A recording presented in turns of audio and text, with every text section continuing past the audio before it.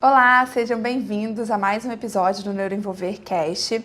A ideia é sempre trazer algum artigo para a gente conversar e discutir um pouquinho sobre ele, facilitando a tradução do conhecimento. Eu sei que uma das barreiras para a atualização dos profissionais é o fato dos artigos ser em inglês, então muita gente não tem esse domínio da língua inglesa e acaba atrapalhando na sua interpretação e na sua atualização.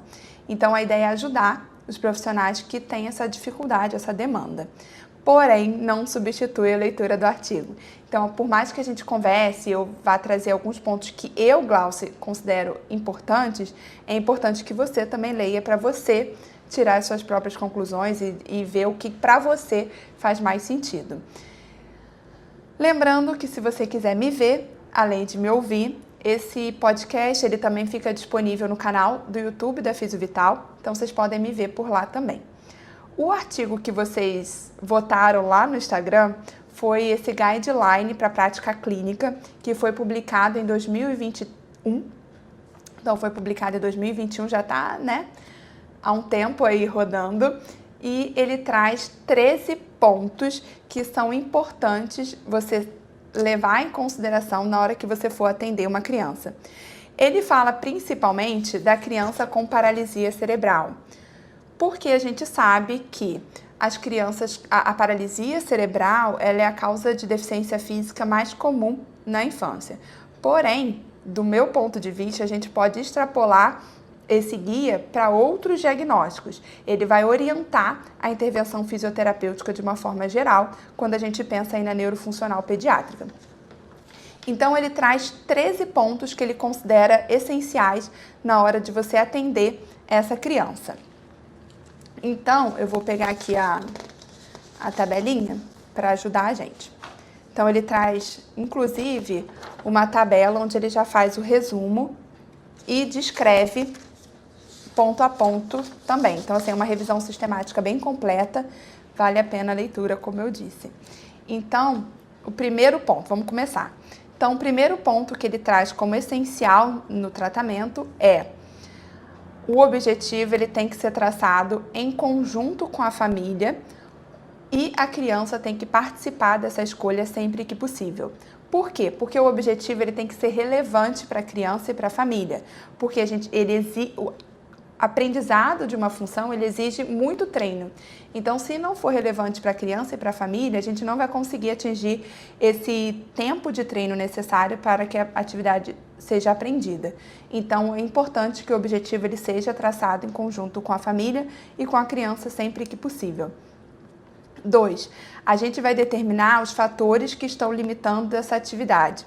Ou seja, lembrando lá da CIF, então a CIF ela tem várias dimensões, Então, funções e estruturas corporais, atividade, participação, fatores pessoais e fatores ambientais. Então, eu vou traçar o objetivo que é funcional, uma atividade que está limitada, e vou determinar quais são os fatores que estão limitando a execução dessa atividade. Então, o paciente ele vai executar a atividade nesse momento e eu vou ver quais são os fatores que estão interferindo através de uma análise de movimento. E aí eu vou perceber, tem fator ambiental que está atrapalhando? Eu posso entrar com o uso de algum equipamento para facilitar a execução dessa atividade? Tem fator pessoal envolvido? Ou seja, é uma atividade que ele não quer fazer, que a criança não gosta, e aí a gente perde a motivação, que é um fator pessoal. Talvez se eu fizer algum ajuste nessa atividade, será que o paciente não vai ficar mais motivado? Isso é importante para que ele consiga executar. E aí eu vou também identificar quais são os fatores estruturais e de função corporal que estão atuando. Ou seja, ele tem encurtamento? Ele tem alguma fraqueza muscular que eu precise trabalhar para que ele consiga executar essa atividade de uma melhor forma? Então, o segundo ponto é identificar quais são os fatores que estão limitando a execução dessa atividade que eu tracei como objetivo. 3. O tratamento ele sempre foca no objetivo que foi estabelecido. Então, o tratamento ele é focado no treino desse objetivo. Então, eu quero treinar essa atividade, essa função que a criança estabeleceu, que a família estabeleceu como objetivo terapêutico. Então, ele precisa treinar. E aí, ele pode começar o treino por parte, eu posso decompor essa atividade e ele começa de uma num ponto mais fácil e aí a gente vai ganhando os outros pontos. Porém, o artigo ele destaca que é importante sempre o treino da atividade completa. Então, o paciente ele tem que entender que aqueles pontos que estão sendo treinados, eles vão levar para esse fim, para essa tarefa completa. Então, é sempre importante você também treinar a tarefa inteira. E se você identifica que tem algum fator estrutural ou de função corporal que está limitando essa atividade, você vai atuar nesse fator, ou seja, eu preciso fazer um fortalecimento, depois eu vou praticar parte dessa tarefa e aí a tarefa por completo. Então, esses são os componentes na hora que você vai pensar no planejamento da sessão. O quarto ponto importante é que a intervenção ela precisa ser interessante para a criança. Então, para que a neuroplasticidade aconteça, a criança tem que estar motivada, então a atividade ela tem que ser interessante para que a criança tenha vontade. Por quê? Porque a gente quer que a criança treine a atividade o mais funcional possível, com o mais hands-off possível. Então, sem a minha mão. Então, para isso, ela tem que estar motivada, ela tem que estar querendo executar aquela atividade. 5. Sempre que possível, a atividade ela tem que ser treinada no ambiente real que ela vai ser executada, ou o mais próximo possível desse ambiente. Ou seja, o ambiente em que a atividade ela é executada importa. Então, eu preciso treinar, por exemplo, se eu quero que a criança aprenda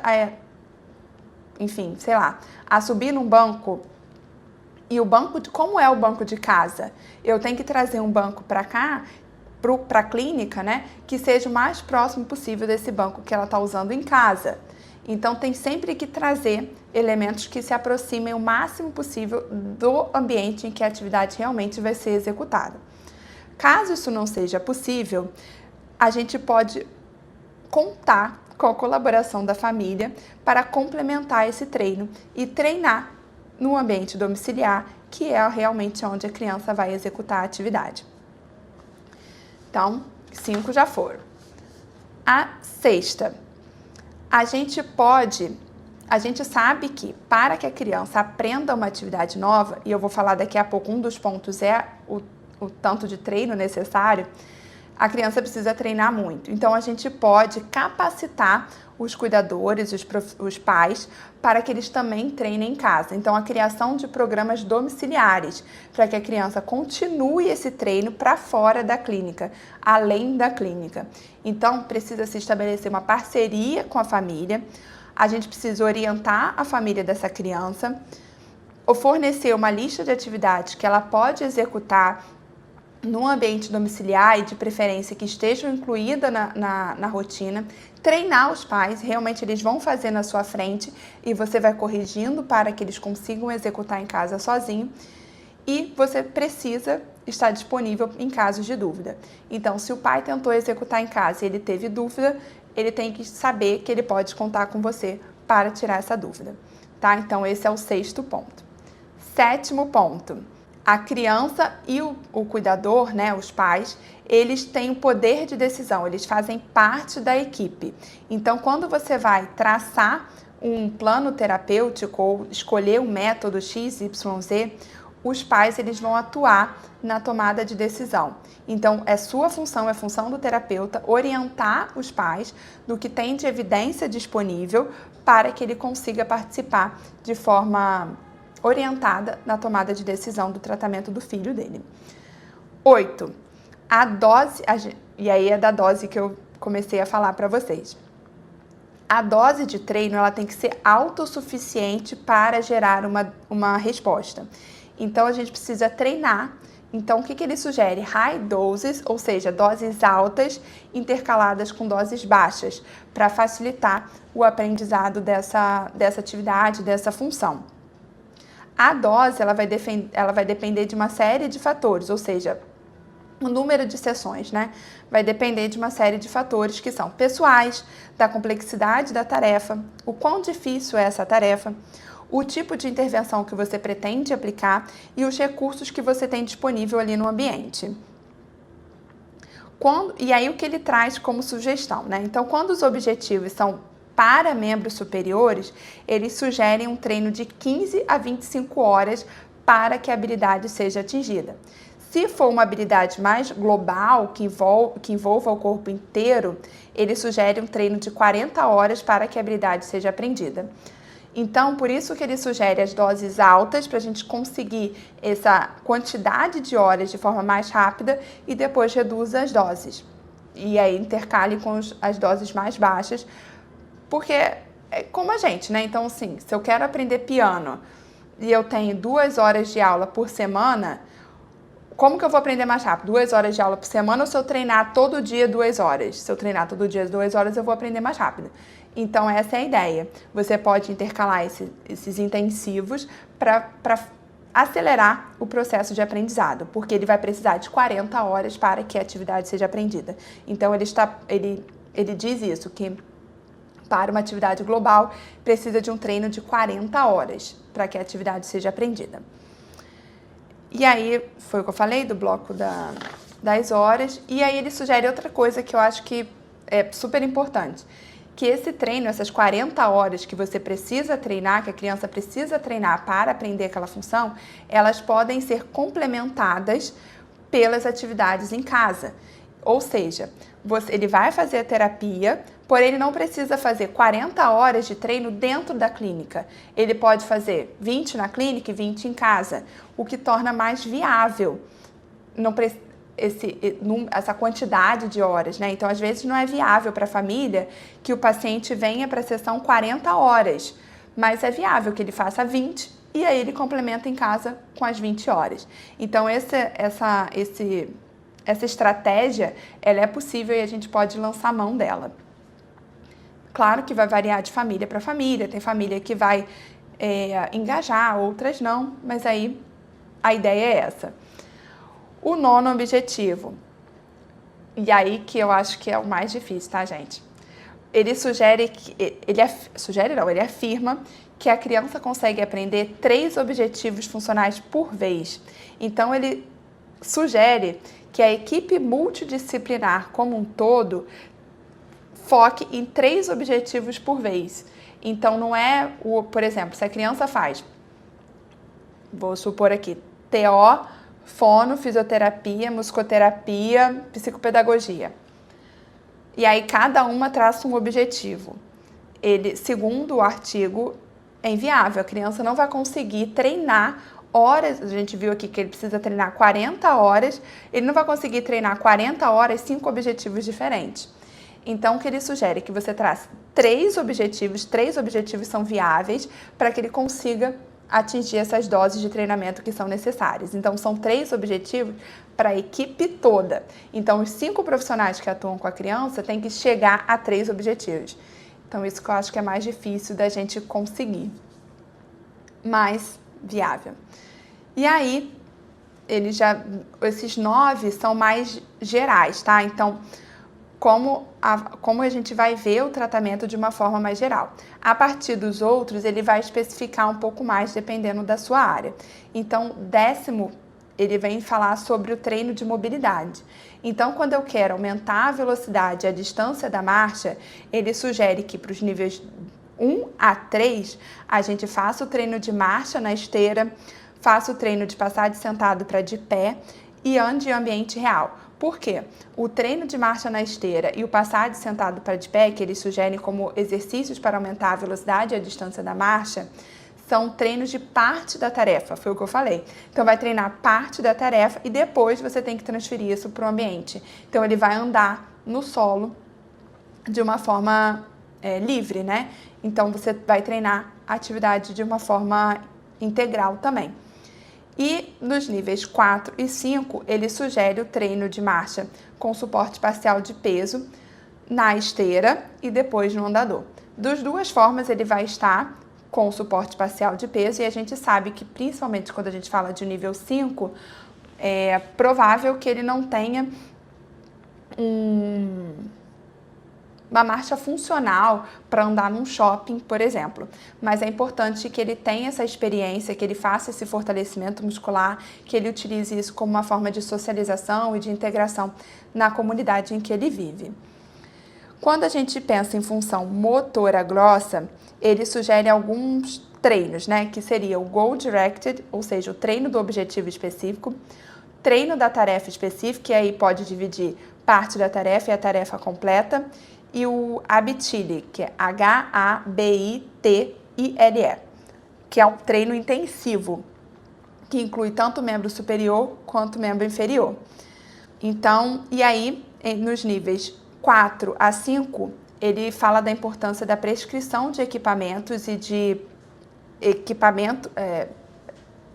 mobiliário adaptado, andador, cadeira adaptada, carrinho adaptado, além de outros equipamentos complementares, ou seja, ele sugere o foco na adaptação do meio e, a partir daí, o treino da atividade nesse ambiente adaptado. 11. Quando fala em função manual, aí ele diz que as técnicas que são mais indicadas são Goal Directed, que é o treino do objetivo específico, treino da tarefa específica, contenção induzida, quando a gente pensa em pacientes hemiplégicos ou que tem maior dificuldade com o membro superior do que com o outro, treino bimanual e o Habitile de novo. Então, quando a gente pensa no treino manual, são essas tarefas essas técnicas que ele sugere. 12º e 13º são autocuidado e lazer. Então, como que você vai fazer para promover o autocuidado dessa criança e o lazer dessa criança? Ele traz isso como importante para que você consiga desenvolver essa criança. Então, fazendo o resumão, esses são os 13 pontos. Resumindo, o tratamento, quando o objetivo da intervenção é sempre funcional, o foco é na atividade com o intuito de aumentar a participação. Então, o profissional, ele vai atuar, o físio, o TO, ele vai atuar nos fatores pessoais, nos fatores ambientais, nas funções e estruturas corporais para melhorar a atividade e, com isso, aumentar a participação dessa criança. Então, é isso. Quais são os 9 pontos? Eu vou trazer os 9 pontos que são os principais, tá? 1. O objetivo ele tem que ser escolhido com participação do paciente e do cuidador. 2. O terapeuta ele observa, ele faz uma análise de movimento de como a criança está executando aquela função que ela quer ganhar neste momento, hoje, no presente. 3. O tratamento ele é focado no treino da atividade. Então, eu preciso treinar a atividade. Não adianta fazer fortalecimento muscular e supor que milagrosamente ele vai andar melhor. Ele precisa treinar a marcha se você quer que ele aumente a velocidade da marcha, por exemplo. 4. O tratamento ele deve ser sempre agradável e motivador para a criança. 5. O ambiente importa. Então, o treino da atividade, ele sempre que possível, deve ser feito no ambiente real que a tarefa vai ser executada ou o mais próximo possível disso. 6. É importante que a gente dê suporte para a família e assim ela vai ajudar a gente a complementar a dose de terapia. Por quê? Porque a gente precisa de altas doses para que a criança consiga aprender uma tarefa nova. Quando a gente pensa aí na fisioterapia, que é uma coisa mais global, são atividades mais globais, 40 horas de treino. 40 horas, gente, 40 horas. 7. A família ela tem que participar de forma ativa também na escolha da intervenção que vai ser utilizada. Então, eu vou orientar, faz parte da minha obrigação como terapeuta, educar essa família, dizer o que existe de evidência e aonde estamos, e aí ela vai participar na escolha de para onde ela vai em termos de técnica e método. 8. High dose, ou seja, as doses precisam ser altas para a gente conseguir gerar uma mudança, para a gente conseguir ensinar, para gerar uma mudança no planejamento motor da criança. 9. 3 objetivos estabelecidos pela equipe inteira. Não é um objetivo para cada profissional. Porque ele traz como sendo mais viável que a criança treine 40 horas, 3 objetivos, do que treinar 40 horas, 10 objetivos diferentes. Então, é importante focar no que é mais importante naquele momento para a criança, para a família. Ok? Então, gente, eu acho que o mais importante disso tudo aqui, né, que ele trouxe pra gente, é esse foco na função, esse foco na participação. Então, o terapeuta ele precisa mudar, né? Então, já na introdução, o artigo fala que nos últimos 20 anos, a forma de atender a criança com questões neuromotoras mudou. Então, o foco não está ali nas funções e estruturas corporais. Antigamente, acreditava-se que eu ia lá e ia tratar fortalecer, e a criança automaticamente ela ia aprender a passar de sentado para de pé, porque ela ia transpor esse fortalecimento para a atividade de forma automática. E a gente sabe que isso não acontece. Então, o treino, toda a sessão, ela é focada na tarefa e no objetivo que a gente vai alcançar com essa criança. E é isso, é treinar o objetivo até que ele seja alcançado. É isso que ele descreve no artigo. Você vai treinar aquele mesmo objetivo até que esse objetivo seja alcançado. A partir do momento que ele for alcançado, aí você troca de objetivo. Mas ele precisa ser treinado. Então, é o treino. Então, eu acho que esse é o grande ponto. E aí eu recebi uma mensagem lá no Instagram perguntando sobre inibição de reflexo. Então, perceba que inibir reflexo não se encaixa nesse contexto de funcional, de atividade funcional. Eu preciso trabalhar a função, ok? Então, o objetivo da terapia, nós somos fisioterapeutas, nós trabalhamos com movimento. Então, nosso objetivo é ganhar função para essa criança, ok? Espero que vocês tenham gostado. O artigo completo eu vou deixar lá no Telegram, se eu já não deixei, que eu não me lembro, mas a princípio eu vou deixar lá no Telegram. Leiam e a gente converse mais sobre eles lá no meu canal do Instagram, se vocês quiserem conversar um pouquinho mais sobre o assunto, se ficou alguma dúvida, se eu falei alguma coisa que vocês não entenderam, pode me procurar lá no Instagram, vocês já sabem, né? @neuroenvolver.rj. Um beijo e até a próxima. Eu vou abrir lá também qual artigo vocês querem que eu traga depois, tá? Eu ainda não sei. Tô pensando sobre um artigo que tem sobre doses. Qual a dose ideal de terapia? Mas vamos ver, porque ele é bem focado para terapia ocupacional, então não sei. Mas vamos lá. Espero que vocês tenham gostado. Um beijo e até a próxima.